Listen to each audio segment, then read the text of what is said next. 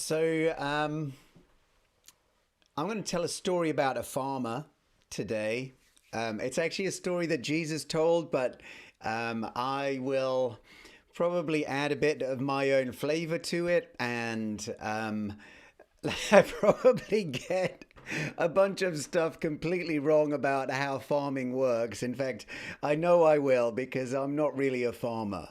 Um, Nor am I a fisher. My fishing stories and my farming stories, my growing stories of things in the garden are nothing short of embarrassing. I mean, like seriously bad results. So maybe I'm not the best person to really share what I plan to share today. But in other areas, I have learned to tend my garden well. In other areas, I've learned to grow a good crop.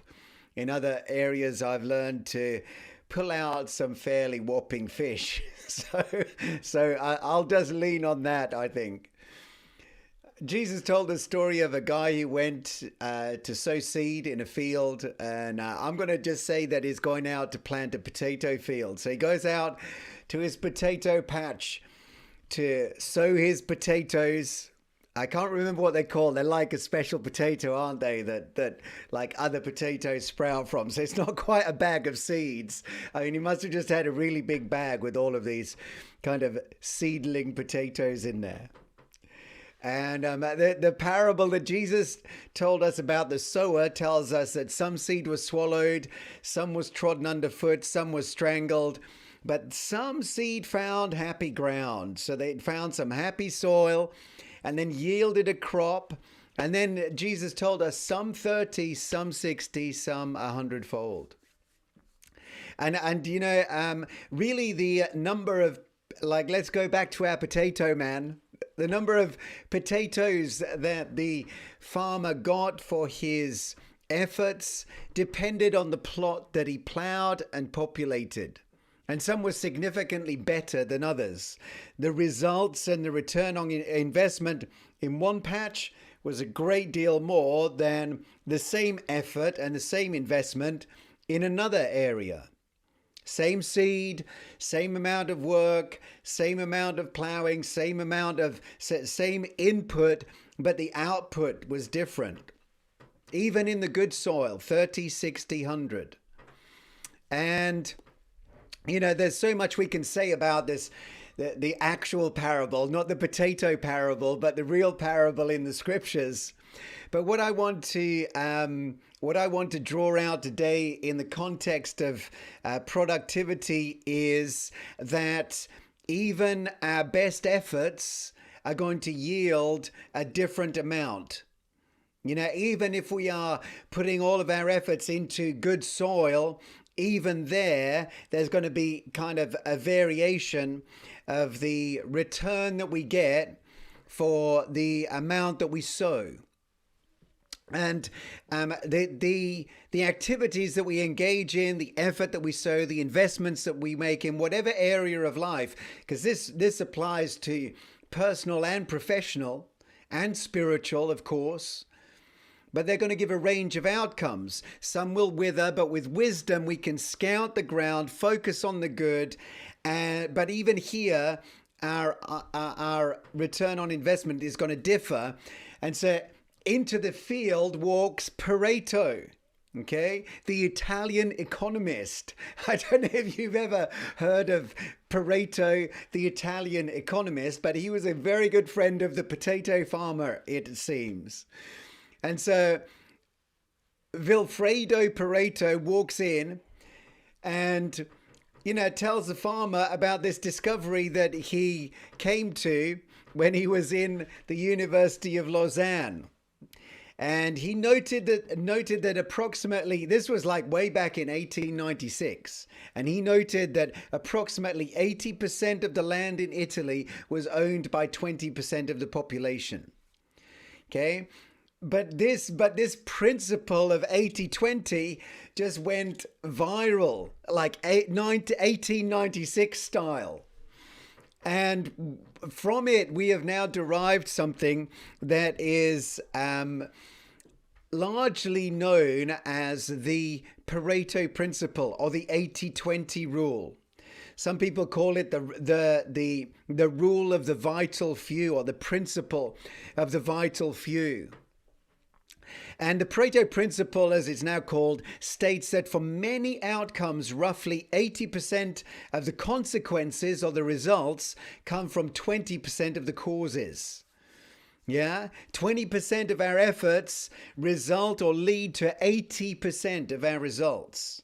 A few vital tasks are responsible for the majority of our wins. And so that leaves a whopping 80% of like trivial expenditure that's only giving us a very small yield, like the 20%. And oftentimes it's far, far less than that. Much of our effort is expended into things that are bearing kind of inconsequential results, whereas there are a few vital tasks that we engage in that give us the majority of the results that we actually enjoy and that we see. And this rule really does work. It's a key that we can utilize in our productivity, in our business, in how we spend our time and our efforts, even within a family context. And if we can determine what the few vital activities are that give us the biggest yield, the 60 and the 100-fold type yields, even 30-fold is like a radical harvest, even like the good ground is good ground, full stop.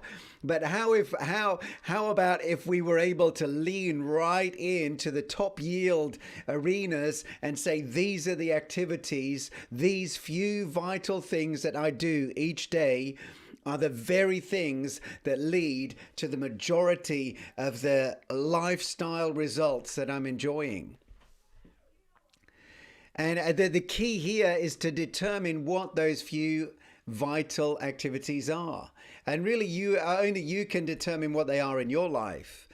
And I really do want to stress as well, as I was thinking about this, obviously I'm thinking from a business perspective, but a good yield is not always the number of potatoes that you have in your bag. Quality of life and a depth of love and laughter are as much a part of our harvest as anything that we can hold tangible in our hand. So we need to choose carefully how we sow. Both time, money, effort, energy. There's a lot of people sowing like crazy into just one arena of their life, and the other areas have been laying fallow for decades, overgrown.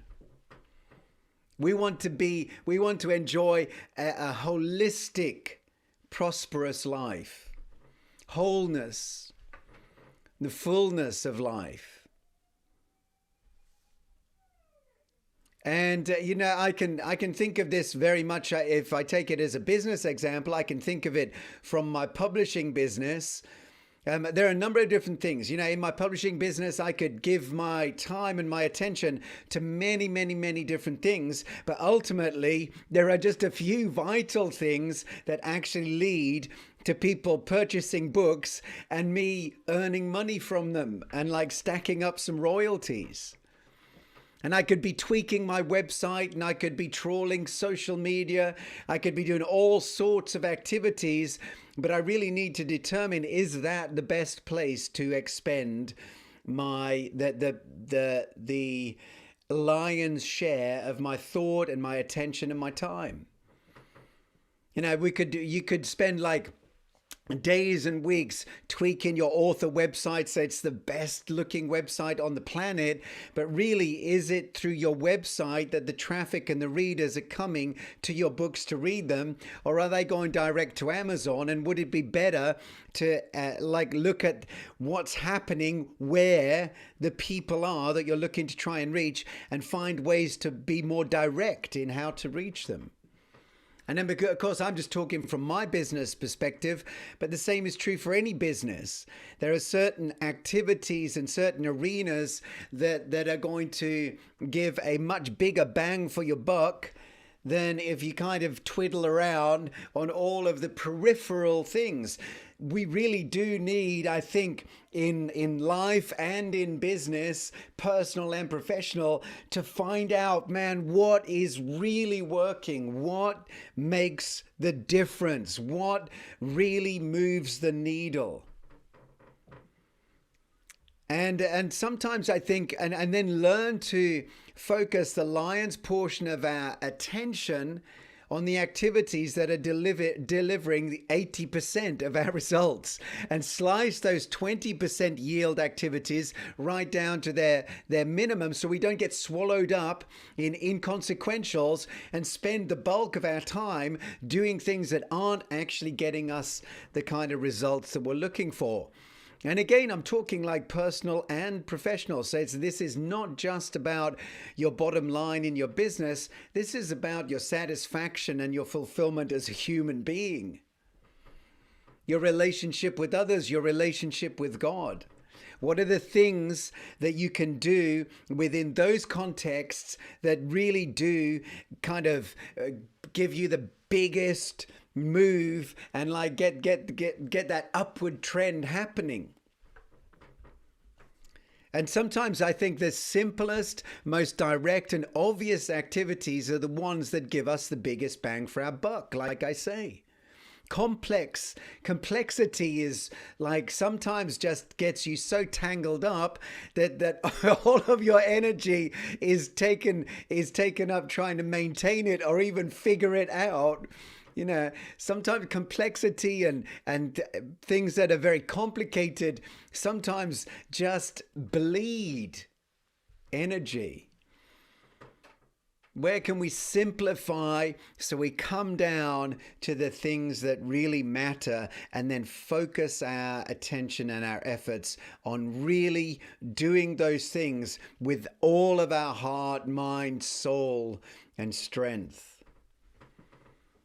Now, and where we're tangled up, wrestling in the 20% result arena, you know, we need to be moving our attention and our efforts to simplify those things or to even eliminate them so the majority of our energies can be poured into 80% yield activities. And so I would just encourage you today to give some thought to what those activities, what those few vital activities are for you. And you can apply them to different areas of your life, because what's true in one arena may not be true in another.